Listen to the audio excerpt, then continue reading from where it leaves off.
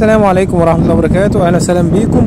في الفيديو ده هنتكلم وهوريكم ممشى الزمالك الجديد، والممشى اللي انتزع حق مشاهدة ورؤية النيل في جزيرة الزمالك.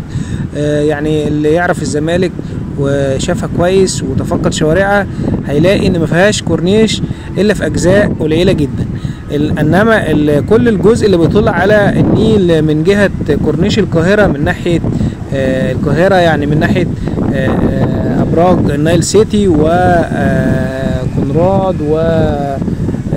ومركز التجارة العالمي، الحاجات اللي على الكورنيش كلها اللي في القاهرة، كل الجزء اللي قصادها في الزمالك ملوش كورنيش اصلا.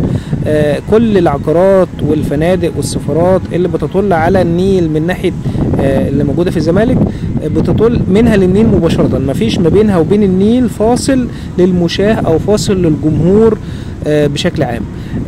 لكن النيل يعتبر ملكية خاصة، او كان بقى بما اننا بنصور دلوقتي كان ملكية خاصة لهذه البيوت او العقارات او السفارات او الفنادق اللي موجودة. بعض العقارات او بعض الفلل او بعض المنشآت اللي موجودة على النيل في الزمالك كان ليها اطلالة خاصة على النيل بشكل مباشر، وكمان زي ما انتم شايفين كده معايا من البيوت او من العقارات للنيل مباشرة.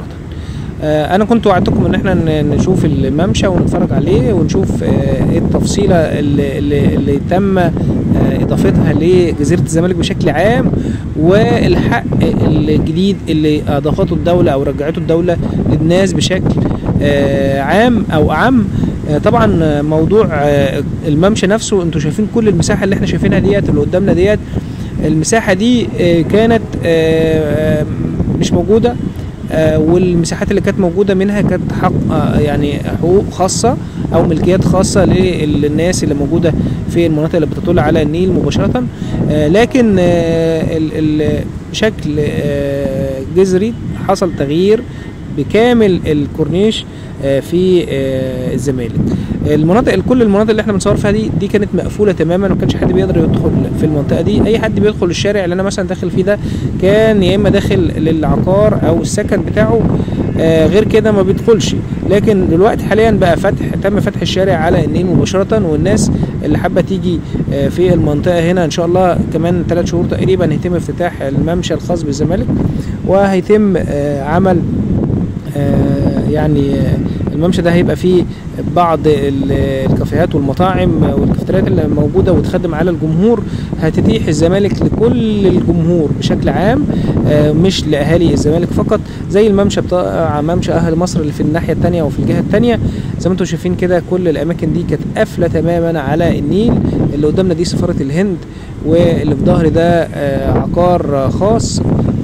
طبعا كل ده كان بس هو النخيل اللي موجود، وبعد كده كان فيه نيل او كان فيه بعض الهيش تم ازالته واتاحه الممشى للجميع. تم فتح الشارع زي ما انتم شايفين، كل ده كان ملكيه خاصه تم انتزاع هذه الملكيات. طبعا هي الملكيات الخاصه تم الابقاء عليها، لكن الجزء اللي هو ملكيه عامه اللي هو تبع النيل ده تم استرداده مره اخرى للدوله. لو اخدتوا بالكم هتلاقوا الشارع ده كان نهايته مسدود او نهايته مغلقه، وتم افتتاحه للممشى بشكل خاص. انا بشكر حضراتكم، اتمنى طبعا تدعمونا ولايك للفيديو واشتراك في